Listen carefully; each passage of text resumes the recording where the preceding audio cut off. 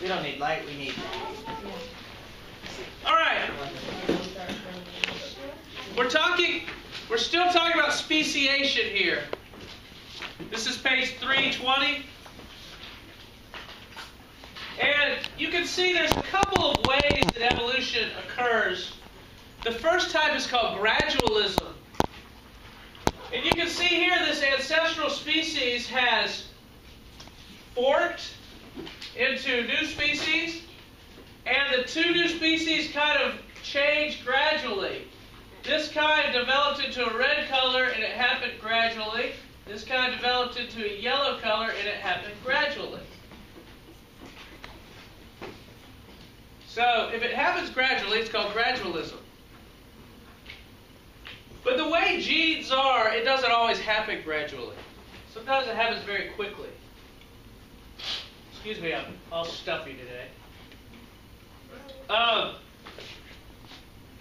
There are genes that can quickly change an organism. Have you ever heard of albinism? Have you ever seen an albino person or something? That's a gene that in one generation, all of a sudden a person's born this white, real white. They don't make any melanin. White hair, pink eyes, white skin. And so you can have genes that pop up in just a few generations or even one generation that changes things like color and size, all sorts of different things. Extra limbs. And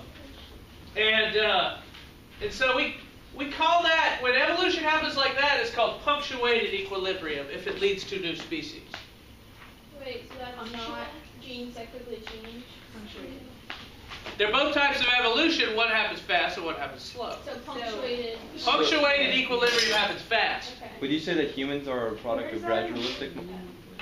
There's both examples of gradualism and punctuated equilibrium in the human family tree, and indeed in all family trees. So, sometimes it happens gradually, other times it's punctuated. Albinism is technically punctuated equilibrium. It's not a new species. Well, if it ended up causing a new species that were albino, then it would be punctuated equilibrium. An albino human is not a different species, because he can mate with any other human and make more humans. So he's not his own species. But you could imagine I use the example for a quick change in genes that could lead to a new form that is somehow better adapted and maybe does not want to mate with the rest of the population. Then that could become a new species that way. Yeah. Can like a bluebird have kids with like a cardinal? Or does that work? I don't know. If they're separate species, no. But then like how come humans have different colors and they can put like birds with different colors? Well, humans seem to have a lot more diversity, don't they, than birds and stuff that you look at. And so our species has a lot of diversity, and their species seems to have less. Now, maybe to a bluebird, they might be able to really tell the differences amongst themselves. You know, and the bluebird might think that all people look the same. So it just, it depends on what you're looking for. Nothing? You had it, and then the tip of the tongue. Oh, I remember. It's like only people with like brown eyes and brown hair like have kids, and then like people with blonde eyes, blonde hair, blue eyes. Blonde eyes and blue like eyes. Kids would be like changed so much that like they couldn't like. You could imagine a possibility over millions of years if they were isolated. Yeah, could happen. But you'd have to have them separated for millions of years, and there'd have to be enough change where they become different enough where they can't mate. Now that never happened in the human family tree. So, but you could imagine it maybe happening, but it didn't. Well, there wasn't enough time. Well, there were Neanderthals and humans. There was more than one genus of humans. That's right, Neanderthals and humans. Or one species. They think Neanderthals actually mated with humans, though, because we have Neanderthal DNA in our DNA. Neanderthal. Is it Neanderthal or Neanderthal? It's Neanderthal. So I was right when I said that. Yep. No. I'm smarter than I know. The next part reading talks about how genes make traits and how different genes can lead to different evolutionary lines. They show there is a single gene for developing eyes. It's called the PAX6 gene. That's the eye gene? This is the eye gene. And it's responsible for making eyes in humans and compound eyes in insects and eyes in cephalopods like a squid, which are similar to ours but different. Eyes have evolved about 9 times in the animal kingdom. But it's all variations of the PAX6 gene. Are those the only organisms that, or species, whatever, that the PAX6 is in? No, the PAX6 is found in all organisms that have eyes. But it's a variation of the PAX6 gene. In other words, mutations happened to it and made it into a compound eye. Or different mutations happened to it and made it into a complex eye, like we have. Do monkeys have eyelashes? I don't know. Kind of a random question. Just lobbed over the front of the room. I don't know. Are squid's eyes very good? Squid's eyes are excellent. Some say maybe better than ours. Wow, those look like the ones in like movies and aliens. I really like squid. Like, can I go to the bathroom? Yes, go to the bathroom. So if you take a PAX6 gene, listen, and you implant it in the cell of a fruit fly, and you implant it in an area of the DNA where it normally codes for legs, you'll get an eye growing on the leg of a fruit fly. Oh, that's a leg? What? This is its leg. I thought that was what it looked like. I was like, And that's an eye growing on the leg. that was like a fish. So Because they took the PAX6 gene and they moved it around and put it in another location. It's really why would you do That's an abomination. Because scientists have nothing else to do. They're like, let's see if we can move the eye. Yeah, you'd have an eye growing on your leg. Could you use it? You'd be able to see. You'd be like, hey, Would it work? hey, get out of there. I can see you.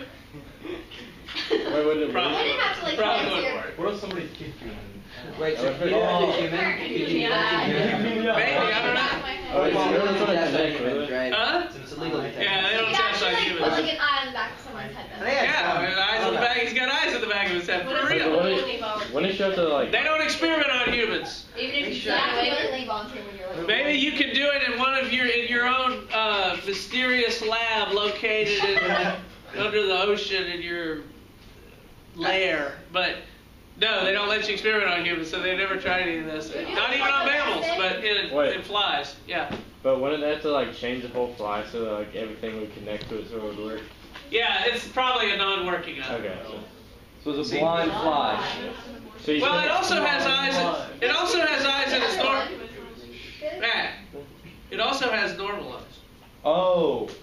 Oh, but all okay. So you're not allowed to test on But, mammals? so have they ever thought about like developing the What if entire? someone's blind? No, not just well. It depends. You have to get the regulation. They just like made like a completely covered fly, like with eyes. But so, if someone's blind, can you fix it by fixing that gene or no? How that? Yeah, how can we, like, That's move why they're eyes doing this research. around, but we can't. Yeah, gene Yeah. therapy, right? They do research like this to see, because once they learn about moving genes around, maybe you can use it to cure diseases and stuff. There are people born without eyes. Maybe, maybe by moving genes around, we can fix this kind of thing. I saw this show, and this lady, who's deaf, and she never heard anything, and then put some. They made her able to hear. Yeah. When she was like 35. Yeah, because she probably didn't have the middle ear bones. Have you seen that Duracell commercial? It's like the batteries and it, like the little kid can't hear, but he has a little hearing aid thing, and it's like this sound.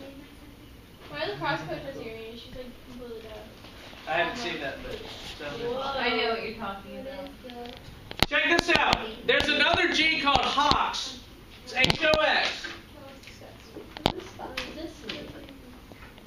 The HOX gene codes for repeating segments.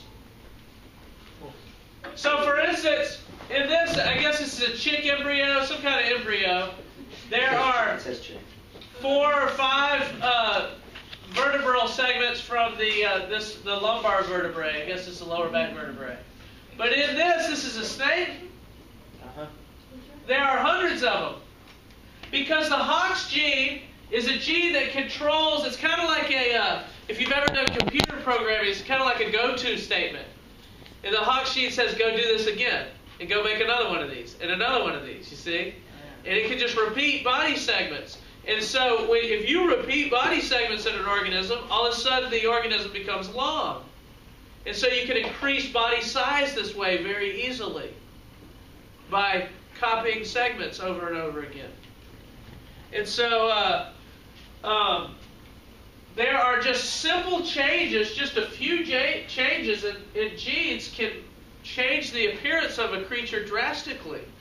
Can move body segments around, can move eyes around, can make organisms longer, can make them bigger. And so it doesn't take much change in the DNA to change organisms. So that's what the reading is talking about tonight, how there are special genes that they found that control eyes and segments and limbs and parts of the body. Size. There's genes for size, and you can get quick growth in size by relatively just changing a few genes.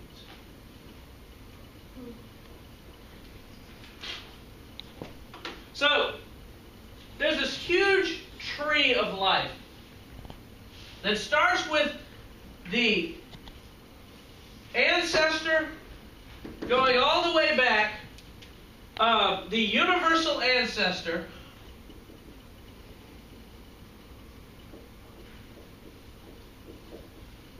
which was theorized to be a single cell with a plasma membrane, with DNA and ribosomes. Because every living thing has that in common. Has cells with plasma membranes, DNA, and ribosomes. Okay. Talk about the universal ancestor. The universal ancestor must have had that. And it branched off. It became all the life forms we have today. Today we have 30 million species. That we know of, right? That we know of, and they're discovering more every day. And they estimate that there's about 3 billion species that have gone extinct. 99.9% of all the living things that have ever lived on Earth are extinct. They're branches that end.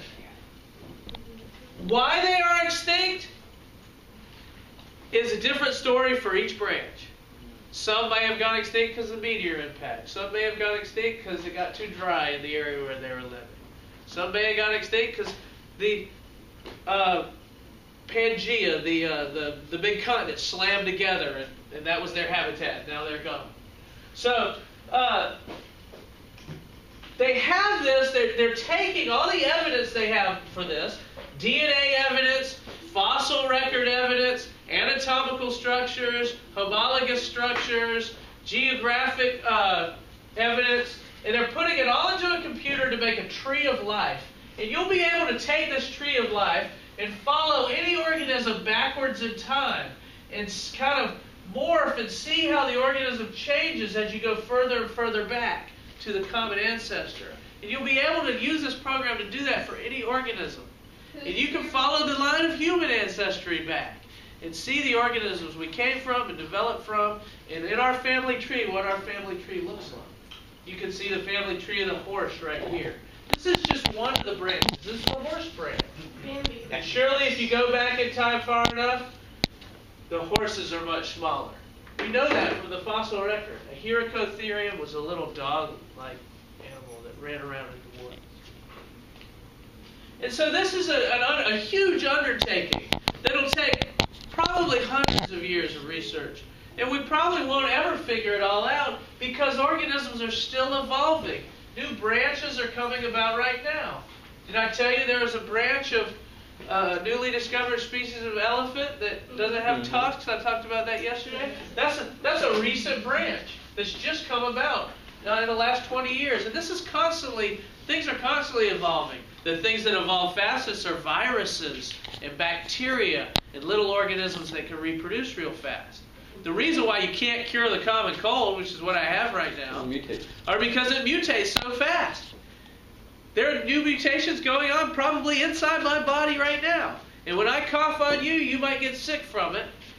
And it might be different from any sickness you've had before because it mutated inside my body. Yes? Are viruses organisms? Well, I don't really consider viruses to be alive, but they do evolve and they do mutate.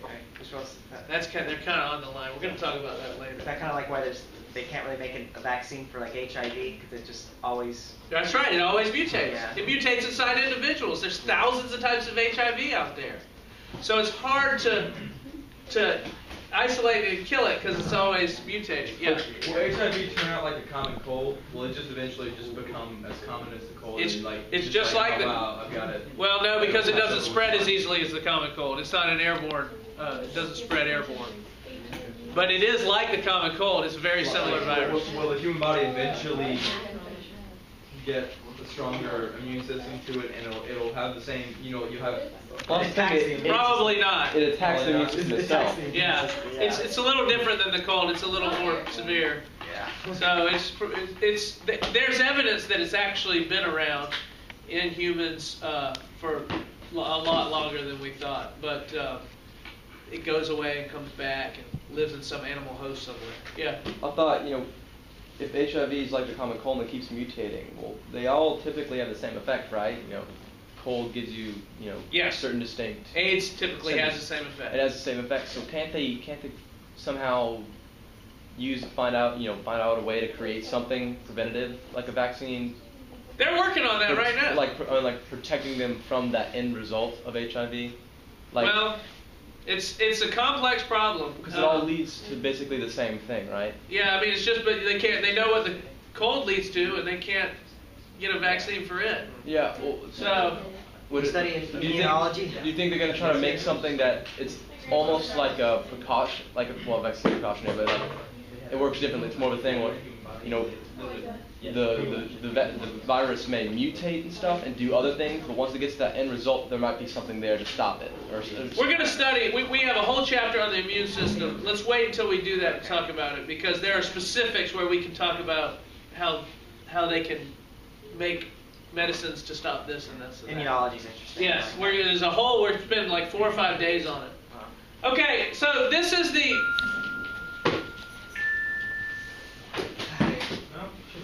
Don't start putting stuff up. Would the varsity cheerleaders please be dismissed at this time?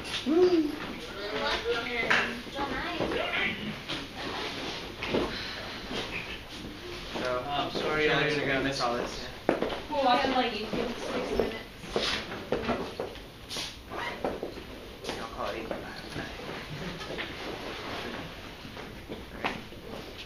Just lost. It's like half the class. Yeah. So this is the family tree of dinosaurs going all the way back. Here's the family tree of fish. There's a family tree for everything. There's the elephants. They used to be small. Yeah, they used to be smaller. So are they called arthropods, dinosaurs? Is that what they're Arthropods or insects? Yeah. What's the dinosaurs called? A little unloved. I'm not sure. Dinosaur? More fish family tree. This is a different way. Sometimes you see family trees that look like this. They have this is the modern day killer whale, and if you follow the killer whale backwards through time, you can see how it changes as you go back, and it eventually is something that runs around on land. So it went back into the ocean. Orthopod. That's right. It came on land and then went back to the ocean. Is that what is that on the top though? It's looks like some sort of wolf-like creature, doesn't They it? have fossils of all this stuff. Leopard. Yeah, they have fossils of all this stuff. Of all those things. It's really cool. Yeah, this was all based on fossil evidence. So this is a guy, he's my favorite scientist, his name's Carl Sagan. Oh yeah. And he did this, he wrote lots of books, and I've got them all up here if you ever want to read them. He did the movie Contact, if you've ever heard of that. But he made this video series called Cosmos when I was a kid. And it talked about space and biology and physics and chemistry. But there was a cool segment about evolution where he traced the evolution of organisms, of humans, and going from the universal ancestor all the way up to the human, showing all the changes that happened. And he made a video of it, and this is it. So I want you to watch this. This is one of my favorite videos.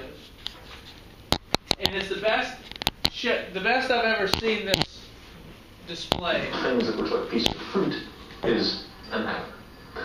Without the tool. People used to kind of make fun of his voice back in the 70s and 80s. He had a real distinctive voice. Your parents know who this guy is, as far as Tools of science, the machinery of life, would be invisible. Now, let's take a closer look at who our ancestors were. A simple chemical circumstance led to one of the great moments in the history of our planet. There were many kinds of molecules in the primordial soup. Some were attracted to water on one side and repelled by it on the other. This drove them together into a tiny enclosed spherical shell, like a soap bubble, which protected the interior. Within the bubble, the ancestors of DNA found a home, and the first cell arose. It took hundreds of millions of years for tiny plants to evolve, giving off oxygen. But that branch didn't lead to us. Bacteria that could breathe oxygen took over 1 billion more years to evolve.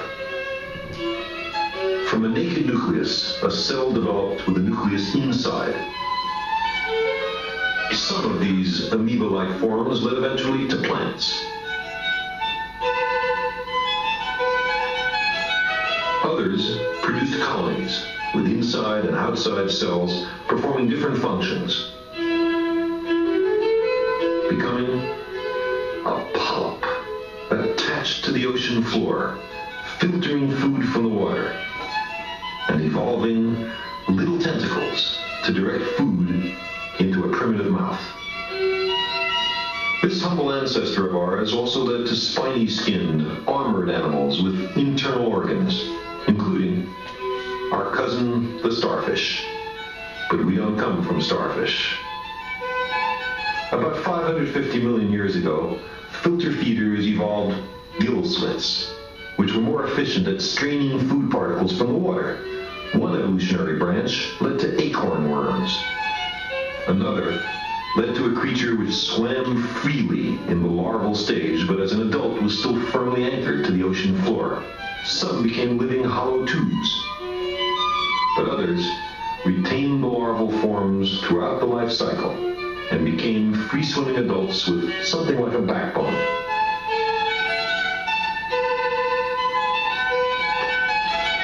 Our ancestors now, 500 million years ago, were jawless, filter-feeding fish, a little like lampreys. Gradually, those tiny fish evolved eyes and jaws. Fish then began to eat one another. If you could swim fast, you survived. If you had jaws to eat with, you could now use your gills to breathe the oxygen in the water. This is the way modern fish arose. During the summer, some swamps and lakes dried up, so some fish evolved a primitive lung to breathe air until the rains came. Their brains were getting bigger. If the rains didn't come, it was handy to be able to pull yourself along to the next swamp. That was a very important adaptation. The first amphibians evolved, still with a fish-like tail. Amphibians, like fish, laid their eggs in water where they were easily eaten. But then a splendid new invention came along, the hard-shelled egg laid on the land where there were as yet no predators. Reptiles and turtles go back to those days. Many of the reptiles hatched on land never returned to the waters. Some became the dinosaurs. One line of dinosaurs developed feathers useful for short flights. Today, the only living descendants of the dinosaurs are the birds. The great dinosaurs evolved along another branch. Some were the largest flesh eaters ever to walk the land, but 65 million years ago, they all mysteriously perished. Meanwhile, the forerunners of the dinosaurs were also evolving in a different direction. Small, scurrying creatures, with the young growing inside the mother's body. After the extinction of the dinosaurs, many different forms developed.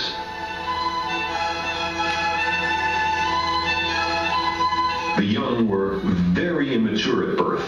In the marsupials, the wombat, for example, and in the mammals.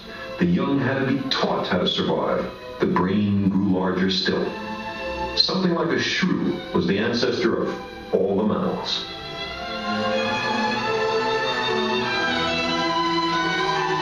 One line took to the trees, developing dexterity, stereovision, larger brains, and a curiosity about their environment. Some became baboons, but that's not the line to us. Apes and humans have a recent common ancestor. Bone for bone, muscle for muscle, molecule for molecule. There are almost no important differences between apes and humans. Unlike the chimpanzee, our ancestors walked upright, freeing their hands to poke and fix and experiment. We got smarter. We began to talk.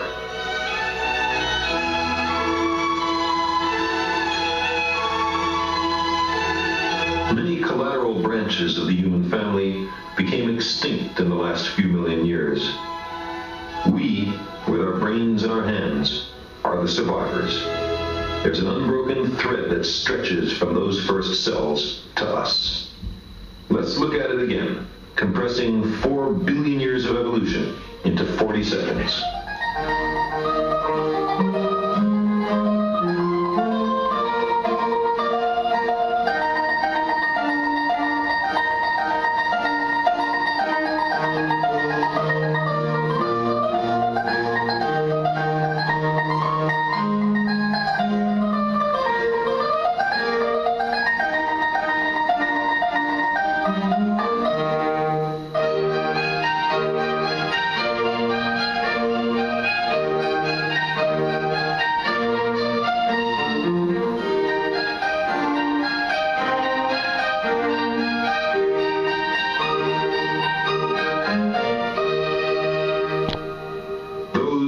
Some of the things that molecules do, given 4 billion years of evolution.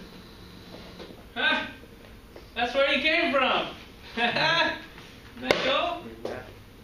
Now you want to see the Simpsons do evolution? Apes are Simpsons.